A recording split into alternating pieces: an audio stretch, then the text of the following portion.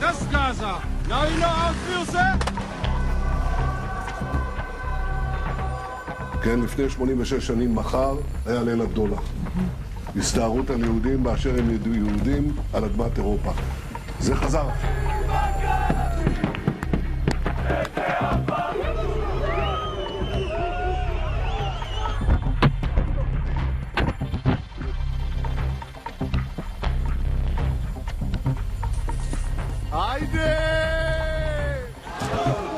Zo dan, zo. Komt eigenlijk als samen op grond. En ik begrijp heel goed dat dit de herinnering aan pogroms terugbrengt.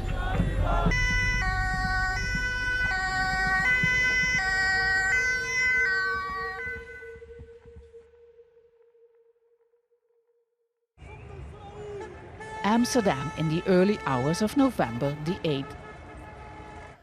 While Dutch politicians were asleep, Israel quickly responded to violence between Maccabi Tel Aviv football supporters and residents of the Netherlands. Reports came in of dozens of Israeli fans being attacked and beaten. Tel Aviv immediately framed the violence as anti-Semitic, a pogrom even, reminding of the Holocaust during World War II. Around 5 a.m., Netanyahu announced he was sending 2 rescue planes. The Netherlands, which saw the largest number of Jews deported to extermination camps during the Holocaust, was once again unsafe for Jews. We don't trust on the Dutch people. Why don't you trust them? Because what we have been to yesterday, it's not something that we have in Israel. With the Palestinians in Israel, we don't have what we have to do. Amsterdam was calm that morning and the rescue planes never came. Israeli fans left on regular flights. 5 of them were briefly hospitalized. A Dutch photographer accused several international media outlets of misusing these images she filmed. They were used to illustrate a so-called Jew hunt, while in fact these are Maccabi supporters attacking residents of Amsterdam. Days later, the New York Times and other media issued corrections. Netanyahu's tweet about the rescue planes has since been removed. It was obviously being done on purpose, and it was also obviously being done with an obvious, for me, reason. I say for me because I live in the Netherlands. I'm Jewish, so I know exactly what Israel gets up to. Before conducting their own investigation, the Dutch government and most of the national and international media immediately took on the Israeli narrative. President Biden wrote about despicable anti-Semitic attacks, echoing dark moments in history when Jews were persecuted. The leader of the Dutch ruling far-right Freedom Party called it a pogrom on the streets of Amsterdam. We have become the Gaza of Europe, he writes, blaming Muslims with Palestinian flags of hunting down Jews. I'm Step Vaessen in Amsterdam. In this story we investigate how Israel could easily control the narrative in the Netherlands and how Dutch Zionist organizations have played a role, and how framing violence as anti-Semitic immediately played into the anti-immigration, anti-Islam agenda of the government with far-reaching consequences. Amsterdam, a city full of Jewish history. Its nickname Mokum is the Yiddish word for safe haven, reflecting how Jews have long had a prominent place here. During Nazi occupation and the Holocaust, most of the 80,000 Jewish residents of Amsterdam were deported never to return. The most famous being 15-year-old Anne Frank. The Dutch have long struggled with this dark past and their country's role. Only recently the city opened a Holocaust museum and invited Israel's president Isaac Herzog. Hosting the president of a country on trial for genocide at the Court of Justice in The Hague caused outrage. Zionist lobby groups lashed out, saying protesting at such a historic location was anti-Semitic. Against this background, nearly 3,000 Maccabi Tel Aviv fans were allowed to arrive early in November. But quickly it was clear they were not the usual football hooligans. They came with a political message.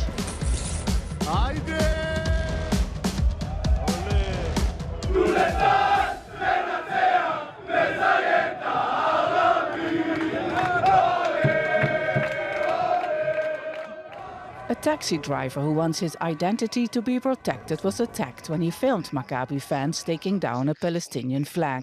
Was in mijn taxi aan het werk en ik werd benaderd door een hooligan.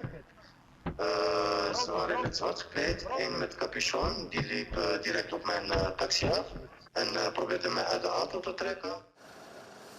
10 Maccabi supporters were briefly detained.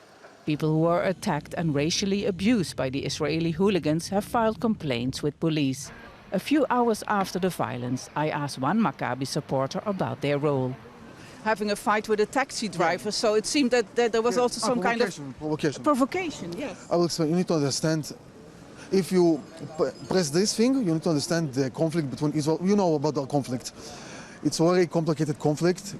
I mean, I know. Here in Amsterdam, you're coming for a football match and then you're taking down a Palestinian flag. Personally, I didn't do it, but I mean, maybe they shouldn't do it. Yes, but still. I mean, is anybody that naive that they think that was just a coincidence and they were just standing there? They were looking for a reaction. Several people suspected of attacking Israeli supporters and randomly asking tourists for their passports have been given jail sentences for attempted manslaughter and inciting violence. On social media, a photo of Ali El-Yessa appeared, accusing him of participating in the attacks. Wegens juridische redenen kan ik dat niet vermelden. He did witness the violence that night, he says. Het was echt een reactie en het heeft niks met Joden te maken, weet je. Het heeft echt letterlijk met die hooligans te maken. Het heeft echt niks met Joden te maken. Ik heb zelf Joodse vrienden. Iemand moet opkomen voor zulke mensen die lastig zijn gevallen. Onschuldige mensen. En ik weet dat zij alleen maar tegenover arme mannen kunnen, vrouwen of kinderen. En als dat niet het geval is zoals je hier zag, ja, dan ga je lopen zwemmen in de grachten. Say free Palestine and we go! Goed! Wat vind je ervan, dat ze in de grachten waren aan het zwemmen? Koekje voor eigen deeg. Maar ook dat ze in elkaar zijn geslagen, dat er geweld is gebruikt. Ja, het is niet juist de manier hoe, vooral ook vanuit religieuze perspectief. Dat is niet hoe we zijn opgevoed. Maar ja, het heeft twee kanten. Het valt niet goed te keuren, het gedrag, maar het valt ook niet helemaal weg te strepen. Like the Israeli government, Zionist groups in the Netherlands also quickly framed the violence as anti-Semitic. No Dutch Jews had been attacked that night, but the events had caused a lot of fear.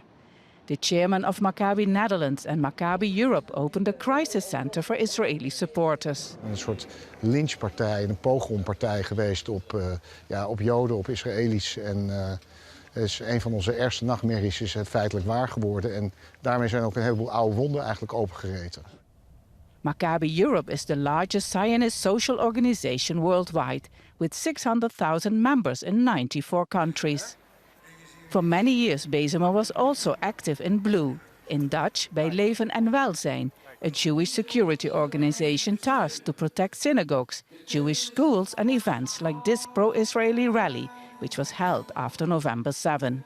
Stichting bij Leven en Welzijn, which is a foundation to protect basically Jewish organizations and citizens in the Netherlands, but also an organization that has strong ties with Israeli intelligence, Shin Bet and Mossad.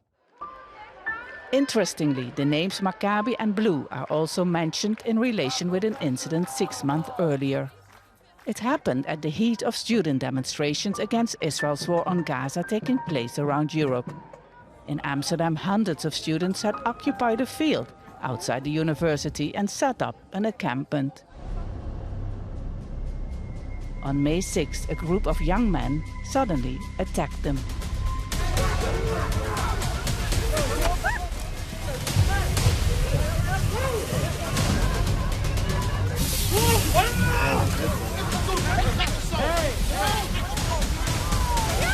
It was quite clear what their motives were. I mean, they came in with Israeli flags. Some of them were balaclavas, as I said. There was Maccabi balaclavas. They used fireworks in the encampment, which was quite dangerous because a lot of people were staying in tents. So there were a lot of tents and easily inflammable materials. Similar to what happened on November 7, the video of Palestinian solidarity protesters chasing away the attackers got most of the attention. Jongens, nee, niet laten scheren. The pro-Israeli attack was barely mentioned in mainstream media.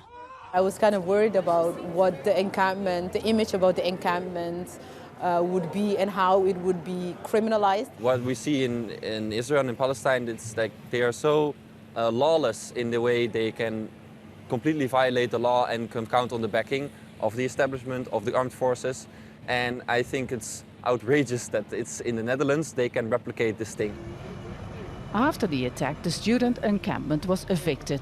17 students and lecturers who got injured during the pro-Israel attack have filed official complaints with police. Because later on, when I went to this footage and I saw Police have not responded to our questions about the case. Omar Kabiri, a communications expert with a large following on Instagram, decided to investigate after he received information about involvement of members of Blue in the attack. people of Stichting Blue had been spotted the whole day walking up and down, up and down. And then all of a sudden this group came together. When they noticed that they were being filmed, they put masks on so they weren't recognized. And then like 400 to 500 meters later on, the instigation starts. Omar's source, who he says comes from pro-Israel circles, also gave him the name of the man filming the counterattack.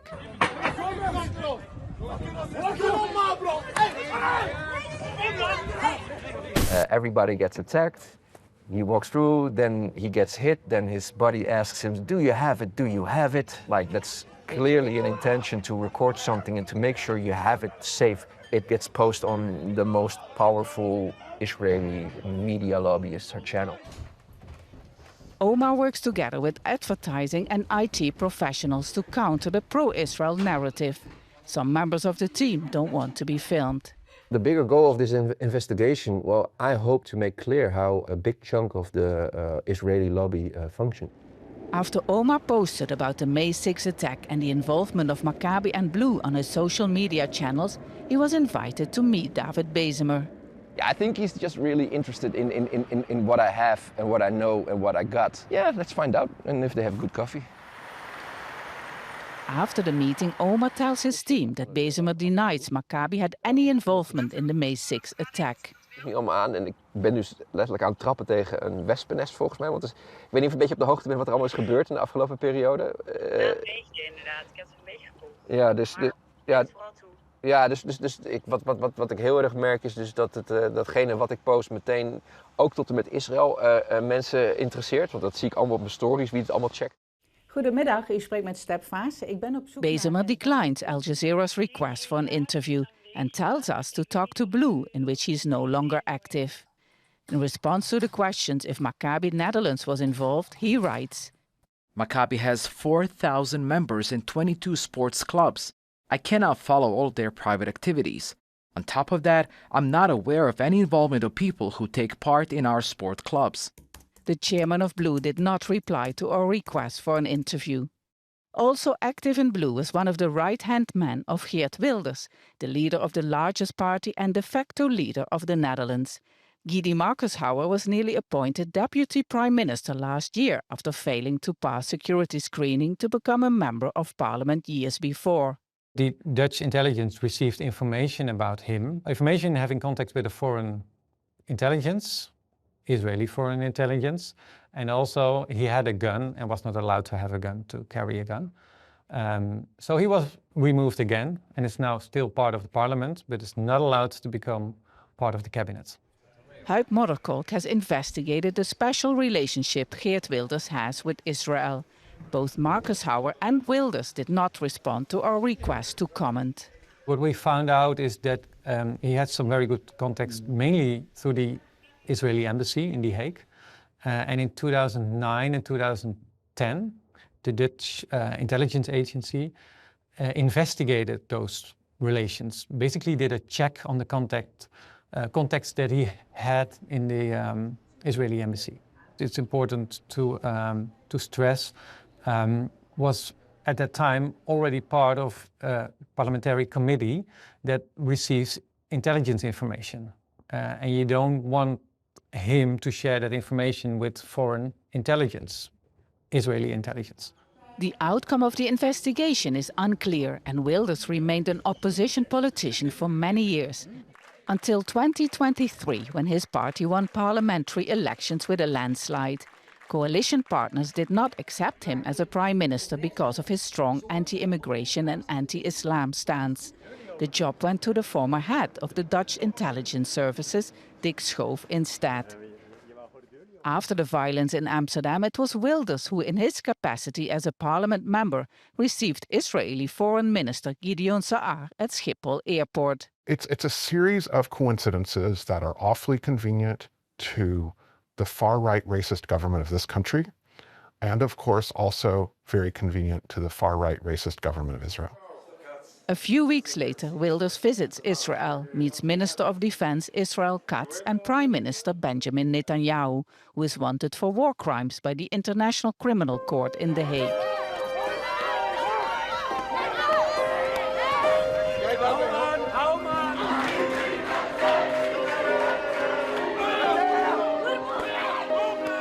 As a result of the violence on November 7, the mayor of Amsterdam imposes emergency measures, banning Palestinian solidarity protests. Then a report from Israel suddenly pops up, blaming Dutch activists protesting against the war in Gaza for the violence against the Maccabi Tel Aviv fans. Right after the violence in Amsterdam, there was this special report by the Ministry for the Diaspora Affairs and Combating Anti-Semitism in Israel, the Israeli ministry, and it was shared among Dutch politicians as well, as there was the national debate about this violence. Another report of the same ministry appeared in the Jerusalem Post. According to the report, they organize fundraising efforts across Dutch cities, amassing significant sums purportedly for humanitarian aid, but often directed toward anti-Israel and pro-Hamas causes. So then to read your own name as kind of a key player in pro-Hamas linked to also anti-Semitism, it's rather bizarre, to be honest. Together with other NGOs, Pax recently won a case against the Dutch state, halting the supply of spare parts of F-35 fighter jets to Israel. Several Dutch politicians had this special report. Hier staan er toch wel behoorlijk harde dingen in over wie er achter zeg maar de pogrom heeft gezeten van 7 november. Well, this is an interesting question. We don't know exactly how they did it. Parliament adopted a motion allowing those named in the report to be investigated and decide if they should be on the terrorist list. After Dutch NGOs wrote a letter to Prime Minister Schoof to stop Israel's interference and questions from members of parliament, the cabinet replied that indeed the way the report was distributed was undesirable. We know that there are a lot of organizations here that are under the direct influence of the Israeli government. They're part of what is called the Blue Network. We don't know all the organizations that are in the so-called Blue Network because this is being hidden by the Israeli government. After receiving information about the Israel Allies Foundation Europe, based in the Netherlands, I decide to call its policy director. There's still the big question, how did the Dutch politicians get this report? So my question is, was the Israel Alliance involved in this? He denies the report came from him and only agrees to an interview if he can see the outcome of the film. Of the estimated 40 to 50,000 Jews living in the Netherlands, only a small number take part in Zionist and Jewish organizations that the government describes as the Jewish community. What is, I think, quite worrying is that there is an organization that speaks for the Jewish community, but with the government, but that only represents, let's say, a fourth or a fifth of these Jews. These kind of demonstrations, they're a way to weaponize anti-Semitism. They're not really facing the real anti-Semitic traditions in this country. They want to shove the anti-Semitism accusation on Muslims, on brown people, black people, the Palestine movement, on us, on me. 10 days after November 7, the mayor of Amsterdam says on public television she should not have used the word pogrom. Ik moet wel zeggen dat ik in de dagen daarna heb gezien hoe het woord pogrom heel politiek werd en eigenlijk tot propaganda werd. But damage had been done. Ik roep het hier al 20 jaar dat we moeten stoppen met de andere kant op kijken als het gaat om de problemen met immigratie, als het gaat om de problemen met Marokkanen, als het gaat om de problemen met de islam. En ik heb ook de beelden gezien. En gezien dat een specifieke groep jongeren met een migratieachtergrond oververtegenwoordigd is in die hit- en run-acties. Het is duidelijk dat we wat te doen hebben met elkaar in dit land. Statements by the country's two top leaders addressing nearly 1 million Dutch Muslims and 500,000 Dutch people of Moroccan descent. Many who were born in the Netherlands or have lived here for 4 generations. The government is now investigating if they can legally remove passports of people found guilty of anti-Semitism. Sinds 7 november zien we dat er een hele grote angst heerst binnen de moslimgemeenschap. Together with 90 other Muslim women, Saida Darazi monitors Islamophobia and incidents have gone up in recent weeks. Vrouwen die worden hun hoofddoeken afgetrokken, worden op straat beschreeuwd. Op werk worden ze bevraagd. Vrouwen worden bespuugd, worden blikjes bier op hun gegooid. Several motions meant to counter anti-Semitism have been adopted in Parliament, including monitoring so-called cultural and religious values of people with a migration background.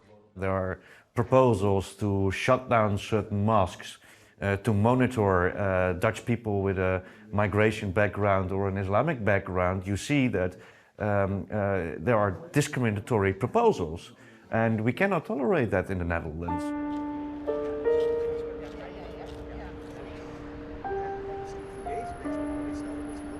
Of course, Jewish community is afraid.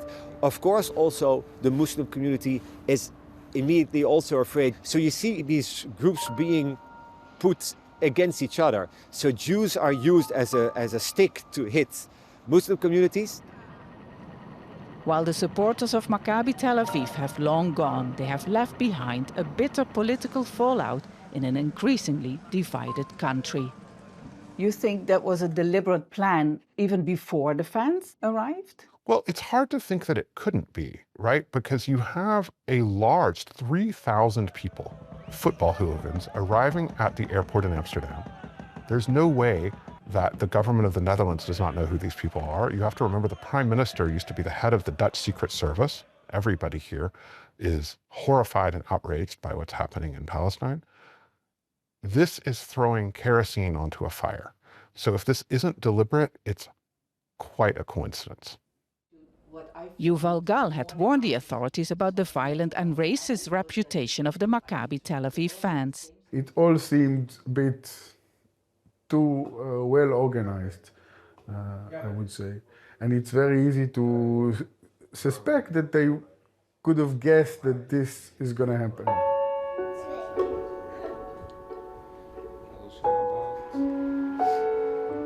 Growing up on the stories of the Holocaust and the way that my family had to basically run away, save themselves, I cannot stop myself from thinking this could actually happen here as well. And you know, Geert Wilders really talked about making sure there's less Moroccans, right? He promised to do it. This is a promise for genocide.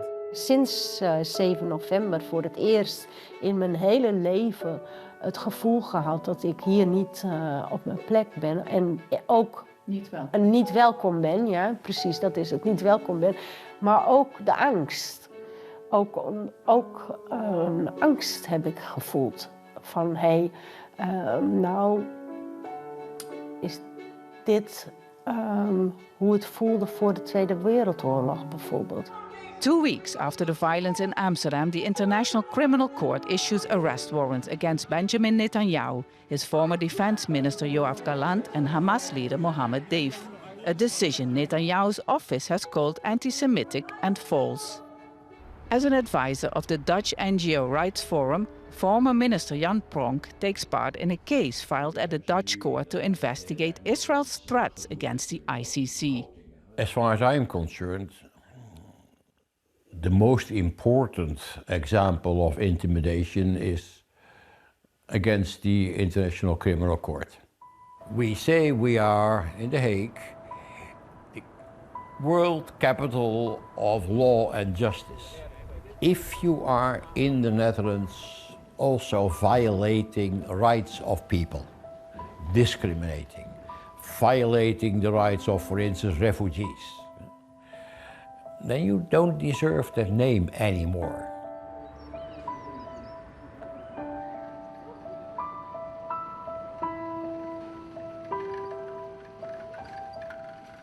Coincidence or not, but the violence surrounding the football match on November 7 is seen as a perfect storm in which those fighting and getting hurt are the losers, and political leaders in both Israel and the Netherlands seem to have won.